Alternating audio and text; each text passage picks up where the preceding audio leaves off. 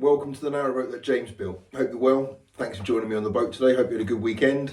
I've had a bit of a recharge, so that's good and necessary because this is a big week ahead. So much like I did last week, I'm going to forewarn you of what's coming up this week, so you've got it in your minds and you can give me your thoughts and comments. So in a nutshell, I've got to put the upper walls up, I've got to put the ceiling up, there's going to be some work done in the engine bay, and there's some watery stuff to do. So that's the kind of the headline elements, but each one requires a huge amount of kind of sub elements. So to put the walls up means I've basically got to put the ceiling up. To put the ceiling up means I've got to sort it out the stern bulkhead.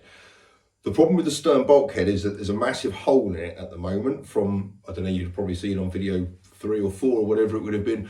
I took off the shoreline power unit and it was a really badly cut hole. I'm going to need some shoreline things, so I might just use the hole if I can buy one which works. I'd quite like the hole to be filled up and done it properly. So that should be quite a simple job for Paul. I say that, I'm guessing it might be. Paul will let me know. And then also I need to work out how the power comes in, so the DC power from the batteries and the gas intake.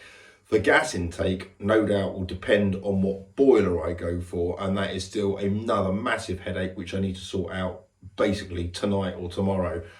I need to work out what I'm going for. The choices are the Aldi water heater, which is a small compact unit. It's really good from what I can see, but it's bloody expensive. So it's they all are. They're all about, all in all, they're about £2 a pop.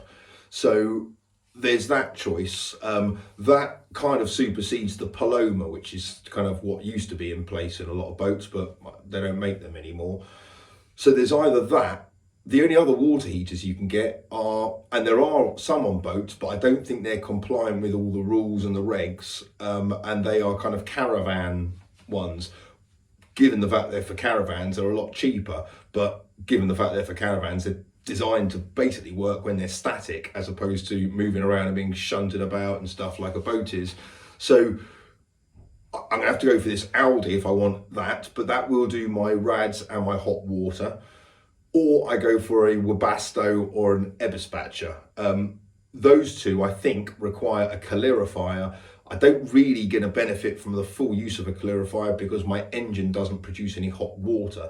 So, and then the calorifier is going to have to be in the bedroom where there's room for it, which basically means running the calorifier a long way away from the Webasto or from the Eberspatcher, which I think are both based in the engine bay. So I just need to make the decision. I've been trying to work out a way of getting around it without it costing me an arm and a leg, but needless to say, it's going to cost me an arm and a leg. That's just the way it is.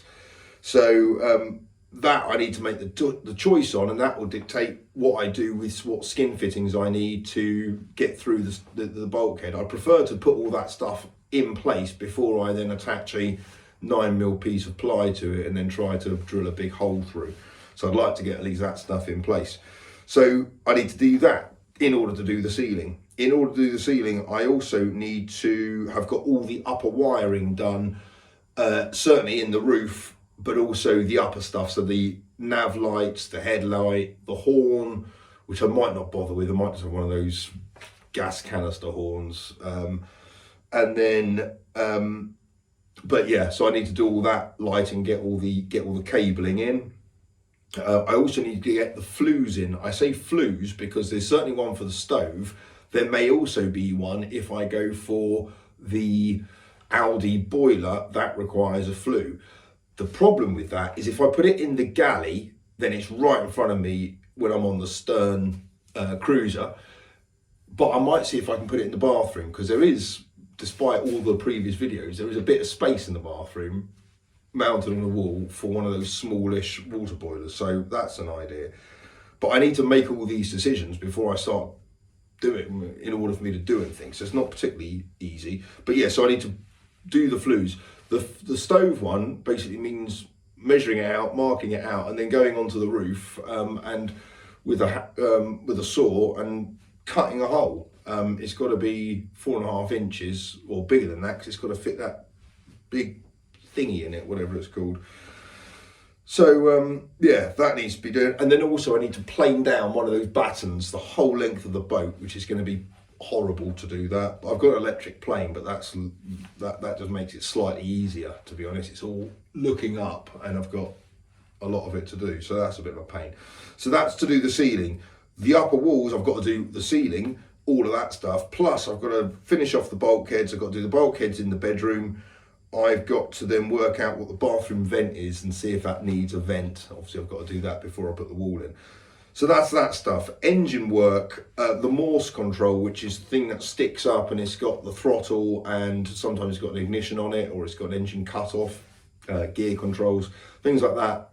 That needs to be, I need to get my head around it, and Paul needs to, well, we need to work out what we're doing with that, but that needs to be sorted out. The battery bank needs to be built, put in place. The ignition needs to be set up. The only way I've seen the engine start so far was hot wiring it, and that's not really the preferred method of starting the boat. So I'd like to go for a key and then a stop button on the Morse control, and the key will be mounted on the inside of the galley.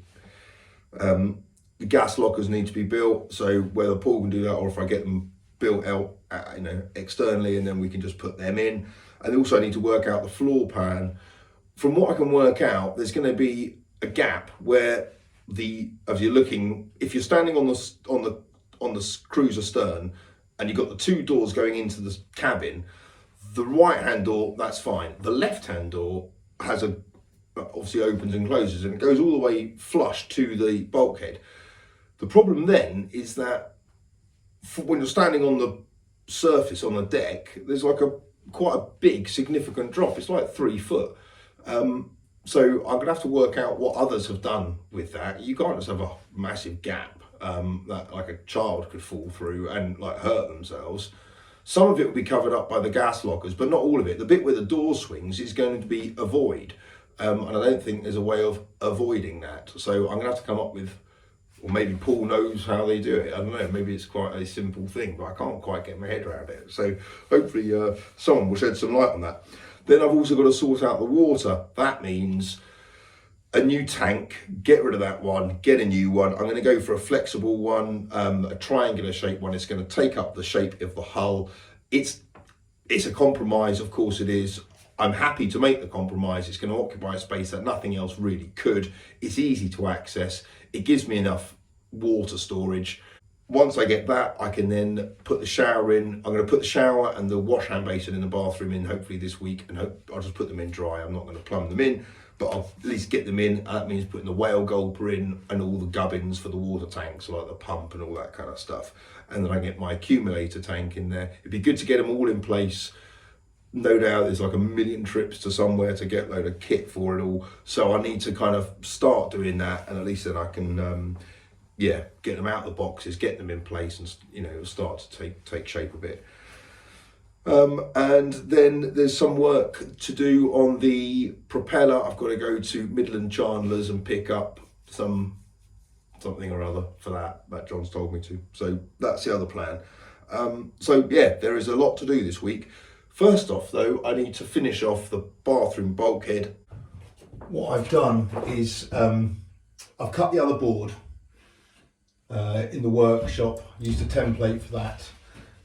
That fits fine, but on the other side of this is obviously going to be the shower and everything like that. So, but on this side here, I did want a bit of a better fit in the ceiling line.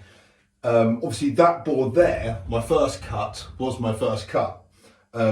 This one here, the second cut, I kept it a bit higher at the top there, just so I could get a better fit here. So I've now offered it up. I've marked out the areas in which to cut out, which are basically these battens here, which I can't do anything about. But what I want is for the rest of this void to fill up a bit. So I'm creating these recesses here. So I'm just using a coping. This is not ideal at all. The board's kind of upright, it's flexing everywhere. But it's such a tricky position to move it around and get it flat anywhere. I'm just kind of doing it like this. I'm finding it, well, it's a pain because it's a coping saw. So, and it's a quite a awkward piece of timber. And everything's got quite a lot of flex in it.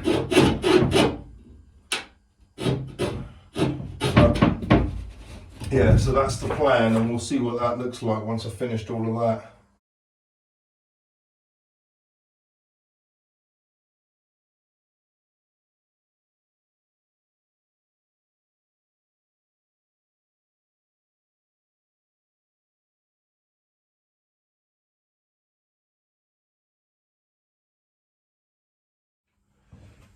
Yeah, so you see what I've done there, just cut away a bit of that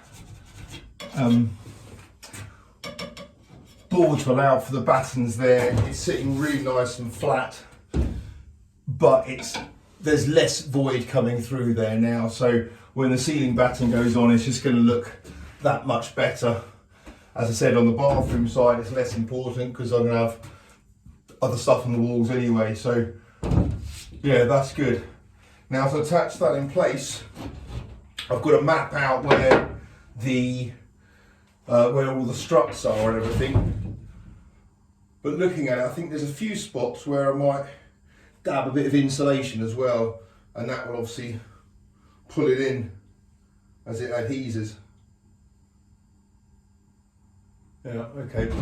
I'm not going to put the back on this yet because I've still got all my watery stuff to put in the shower and things like that, so it's probably going to be easy just to leave that off until I have I put the shower in the bathroom in dry. But that's all the right size, that fits nicely as well. Obviously we knew that because it fitted on the other side. Excellent. Well look, that's it. The bathroom bulkhead is kind of sorted out a bit more than it was. That's good. I'll fix it in position possibly tomorrow. I might do some of it tonight. Sorry this wasn't a bit more action packed. Obviously it's Sunday night. This is more about the planning of the week really for you guys, for you to know what I'm up against for the week. So that bit's done. And yeah, tomorrow we'll crack on. Obviously there's loads to be doing, so hopefully tomorrow we'll have a little bit more narrowboat action than anything else. But in the meantime, thank you so much for watching. Thanks for all your support and your comments, they're great. Really good to have you guys all on board, and as ever, stay safe, be well, until next time, bye bye.